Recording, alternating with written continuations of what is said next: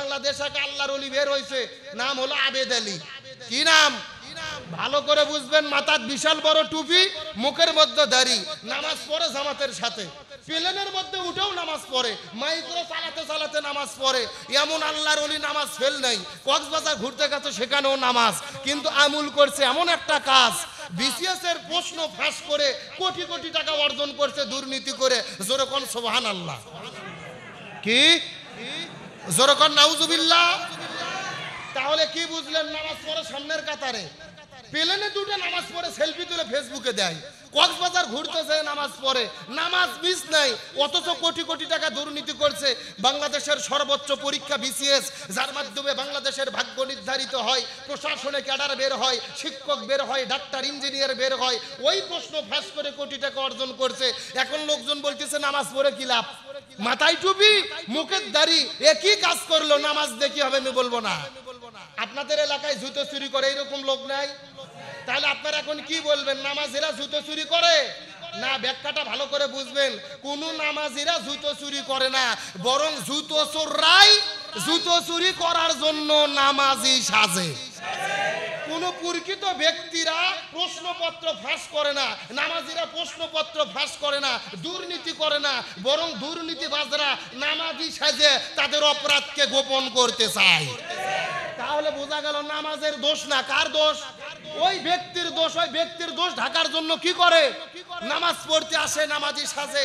এই জন্য আল্লাহর কোরআন বলেন ফাওয়াইলুল লিল মুসাল্লিন, হতাশা তাদের জন্য, আফসোস তাদের জন্য যারা মানুষকে দেখানোর জন্য নামাজ আদায় করে। এখন বলেন, জনগণের সঙ্গে ধোঁকাবাজি করে কোটি কোটি টাকা দুর্নীতি করে যদি নামাজ পড়ে, এর নামাজ দিয়ে কাজ হবে? ও নামাজ পড়তে পড়তে কপালত কালো বেনে ফেলে দিয়েছে।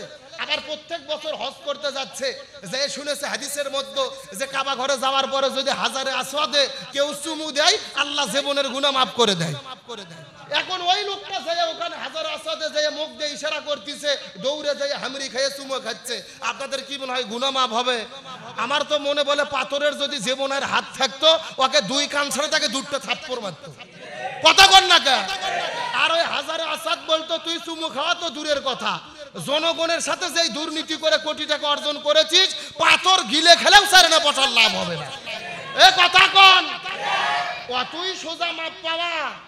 খুব ভালো করে বুঝবেন, হক হলো দুই প্রকার, একটা হলেন হক্কুল্লাহ, একটা হলেন হক্কুল ইবাদ। আপনি নামাজ পড়েননি, রোজা থাকেননি, হজ করেননি, আল্লাহর কাছে তওবা করেন, আল্লাহ মাফ করবে। কিন্তু আপনি যে আপনার ভাইকে ঠকাইছেন, আপনার বড় ভাই, আপনি ছোট ভাই জমি পাবে 10 বিঘে, ভুলভাল বুঝাইয়া 5 বিঘে দিয়েছেন, 5 বিঘে নিজের নামে লিখে নিয়েছেন। এইরকম আল্লাহর ওলি নাই? এ কতক্ষণ নাই?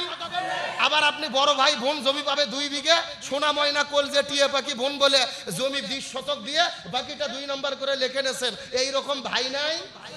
খুব ভালো করে বুঝবেন, নামাজ না পড়লে মাপ পাবেন, হজ না করলে মাপ পাবেন। কিন্তু আপনার যে ভাই বোন আর জনগণকে ঠকাইছেন, আপনি নেতা হওয়ার পরে জনগণের চাল ডাল গম চুরি করে খাইছেন, ব্রিজের মধ্যে রডের বোতলে বাঁশ ঢুকাইছেন, এই যে জনগণকে ঠকাইলেন, ওই জনগণ যতদিন মাপ না করবে, আপনার 1400 বার হজ করে চারে না পয়সার কোনো লাভ হবে না।